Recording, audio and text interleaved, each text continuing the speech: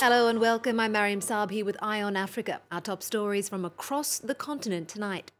Thousands of protesters are calling for the President and Prime Minister to step down in Madagascar. This as the opposition says it will no longer negotiate over new election laws. We cross to the capital. Uganda is home to some 1.4 million refugees, many from South Sudan. However, a $300 million shortfall in aid relief is making it harder to meet their demands. And new tombs have been uncovered deep inside a pyramid in northern Sudan. The archaeological breakthrough may unlock the secrets to the reign of an ancient Nubian king. We first take you to Madagascar, where the capital, Antananarivo, is reeling from a 6th consecutive day of protests. Thousands of demonstrators are calling for the President and Prime Minister to resign. Now, the opposition says they will no longer negotiate with the regime amid a deepening dispute over new election laws. They've also filed a complaint against authorities over the deaths of 2 people who were shot dead during a protest on Saturday. Here's Gail Borgea following events for us in the capital.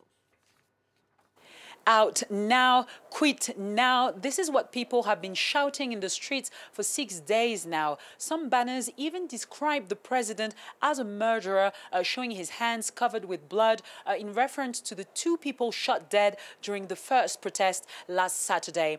The demonstrators' message is clear. The president has to quit now. Members of parliament went to the Constitutional High Court and to the Ordinary Court to file complaints on Wednesday and Thursday. They said they would exhaust all legal options to depose the president, but in case this fails, they warned that people in the street would then take over. On Thursday, members of parliament refused to go to a meeting to discuss the situation with the government under the mediation of an African Union representative. Tension is rising. On Saturday, a massive rally is planned. People from all over the country are expected to gather in the capital. Gail Borgea reporting there for us. A Tanzanian police chief threatened to beat protesters like stray dogs on Wednesday in a bid to discourage banned anti-government protests. Heavily armed officers have been deployed across major cities in response to a call to the streets by a Tanzanian democracy activist in the US. Mange Kimambi rallied her some 1.8 million followers on her popular social media platforms. President John Magufuli has been accused of cracking down on dissent and free speech since taking office in late 2015. To Libya, where veteran military commander Khalifa Haftar, the most powerful figure in the country's east, returned to Benghazi on Thursday. After landing on a late afternoon flight from Cairo, he was greeted by a delegation of senior officials. Now, this after a 2-week absence for medical treatment in Paris, which fueled much speculation over his condition. Now, Haftar was a commander in Gaddafi's army who turned against him. Since the uprising, he has opposed the UN-backed transitional government in Tripoli. The UN is deeply concerned and urgently seeking information about the whereabouts of 10 aid workers that have gone missing in South Sudan. Now, the circumstances around their disappearance are still unclear. What we do know is that the convoy was reportedly heading from the city of Yei to Tor in the central Equatoria region early on Wednesday before falling off the radar. It's the latest incident involving humanitarian staff in the war-ravaged country. Since 2013, nearly 100 of them have been killed. Well, Uganda hosts around 1.4 million refugees due to its open-door policy. More than 1 million of these are from South Sudan, where the last 4 years of conflict has forced many to flee. In Uganda, they're granted access to healthcare, education, a right to work, and freedom of movement. However, the question now is, can this system continue to hold up against the mounting pressure? Refugees there are facing a shortfall in food aid and financial support. Shirley Sipon has the story. The village of Tika in northern Uganda. Roughly 2/3 of its current residents are migrants arriving mainly from South Sudan. But you won't find them in refuge centers or in migrant camps. In Uganda, migrants share the local residents' land. They're allowed to come and go as they wish and are encouraged to build their own homes on small plots. I feel free here. I know that even if I sleep on the road, nothing will happen to me because there is peace in Uganda. And they also gave us land for our livelihood. The family was lent about 900 square meters of land, which it has started cultivating. Land that belongs to this farmer. I've accepted to share my land because they're African like me, and because I think that war can hit anyone. People have accepted the refugees because they bring development. Schools and health centres have been built for them, and those infrastructures will remain once they leave.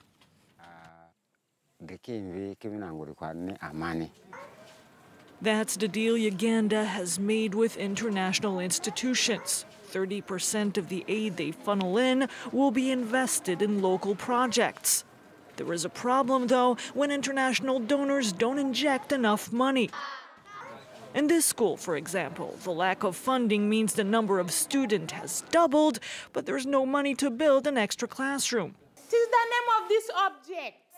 Residents also have to share their well with twice as many people. This can sometimes lead to tension. They tell us that there are too many of us. They say they can no longer cultivate their land. When there's tension, we just tell them that it's better that we all get along. This time, a mediator is sent over to diffuse the tension. We're all together in this. We're all together. How long will Uganda manage to provide shelters for refugees without the necessary funds? In 2017, the UN said the country needed at least $500 million for the 1.4 million people who have arrived there. Only $200 million have actually been transferred. Moving on to South Africa, where the first winter downpour in Cape Town has caused flash flooding across the city. Now, while the heavy rains have replenished dams dried by the region's worst drought in a century, they've also brought some urban areas to a standstill due to the closure of roads. South Africa declared a national disaster over the drought, with Cape Town authorities warning that taps could run dry this year, leaving some 4 million people without water. And finally, a stunning archaeological find in Sudan. New burial chambers have been uncovered 10 metres below the pyramids north of Khartoum. A treasure trove of bones and artefacts are being analysed from the pyramid where ancient Nubian king Khalmani is believed to have been buried. Owen Barnell has a story. Not as big as their famous Egyptian cousins, but stunning nonetheless. Stretching up to 30 metres high, the Meroitic pyramids in Bajaroia are among Sudan's archaeological wonders. Now, one of these ancient structures has been reopened and its treasures revealed. The entrance to the pyramid belonging to King Khalmani, who reigned from 207 BC to 186 BC. Down in its depths, a team of archaeologists from a Qatari mission have made an amazing discovery. Piles of bones, pottery, and other artifacts unearthed in just one of the pyramid's 3 burial chambers. Archaeologists are planning DNA tests to give a better idea as to the origins of the bones. We are going to do DNA tests on the human bones found in the rooms to understand their relationship with each other, because a first study shows that there is more than one skeleton, more than one body buried in the grave, and that they belong to several people. Over the next few days, the team want to open another one of the burial chambers. This discovery has sparked hope that the remains of King Khalmani himself could be found. Well, a change of track now. Female runners with naturally high levels of testosterone may have to race against men or face restrictions unless they take medication.